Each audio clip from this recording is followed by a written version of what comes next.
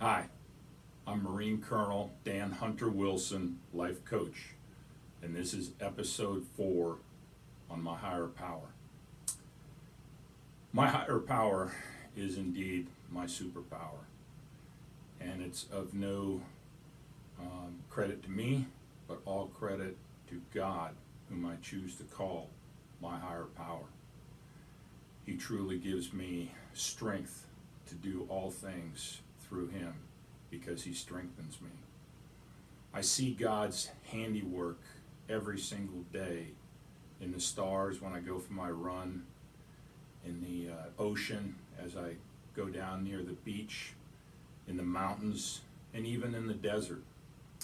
And throughout my career in the Marine Corps, God protected me in many ways. I remember it being in Kuwait with 1st Battalion, 5th Marines as the heavy machine gun platoon commander. And in February of 1990, we stormed into Kuwait in Desert Storm. And I remember having a foxhole prayer that if God protect me through that war, that I would endeavor to be a good person for the rest of my life. And while He lived up to His end of the bargain, I didn't necessarily live up to my end of the bargain. So I'm trying to make up for lost ground now by being a better person every single day. And indeed, in my prayers in the morning, I ask God that today, please help me to be the best version of Dan Wilson I can be. He also protected me in Iraq in the Battle of Fallujah.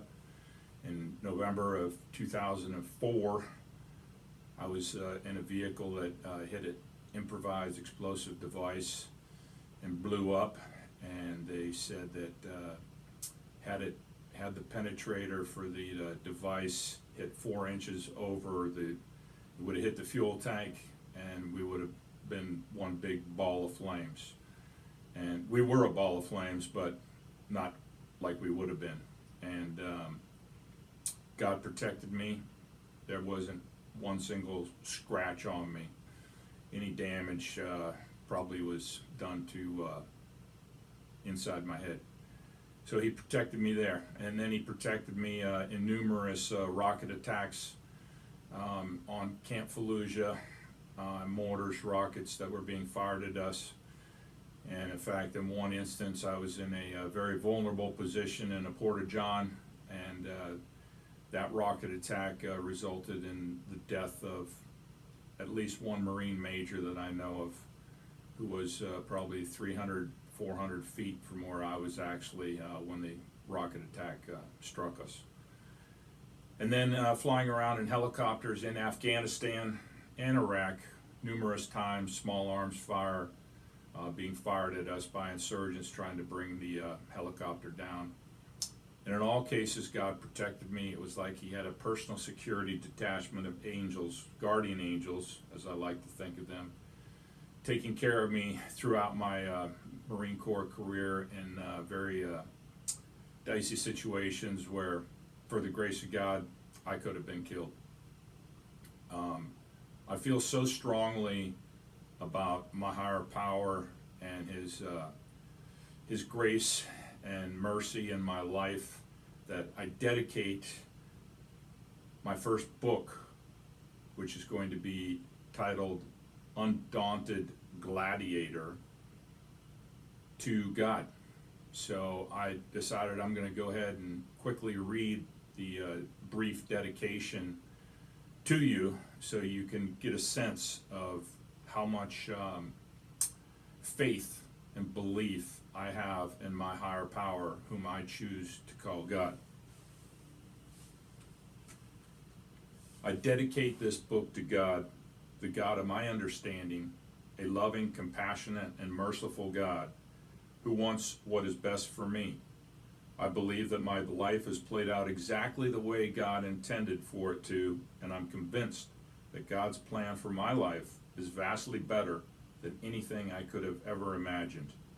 In fact, I don't think I could have sat down with Hollywood scriptwriters and have come up with a more vibrant, entertaining, interesting, and unique, compelling script for my life. Every day now, I'm excited to see how my day will unfold. I don't have bad days anymore. I now view formerly bad days as character building days.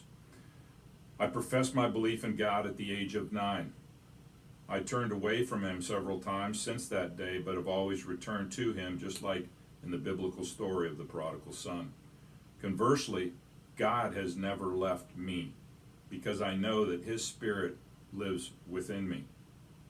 Always has, always will. My goal every day now is to seek greater conscious contact with the God of my understanding through prayer and meditation.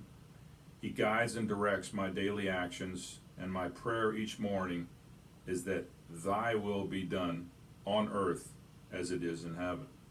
I derive my spiritual strength and higher consciousness from my daily connections with God. God sustained me through trying experiences because I always kept my faith in his power and knew that he was always with me. I firmly hold on to the verse in the Bible which asserts that I can do all things through him who strengthens me. My dad, the greatest preacher I've ever known, the Reverend Talmadge Wright Wilson, used to preach that particular verse was the key to living itself. I heard my dad's words, but I never really understood their meaning until I personally witnessed God's fingerprints in many events and circumstances. Observing firsthand God's handiwork in my life has produced in me an unwavering faith in his existence and omnipotent presence. I am very comfortable now letting go and letting God work his magic in my life. I now know that God wants what is best for me in my life because I am called according to his purpose. I am on a mission from God. I can't make any claims to a singular burning bush experience yet, but God makes his presence known to me in various ways. God nods or God smiles, which I will attempt to articulate in the pages of the book. Another meaningful verse from the Bible for me is that he will never leave me nor forsake me. People come and go in our lives, but God is always there within me and wants what is best for me.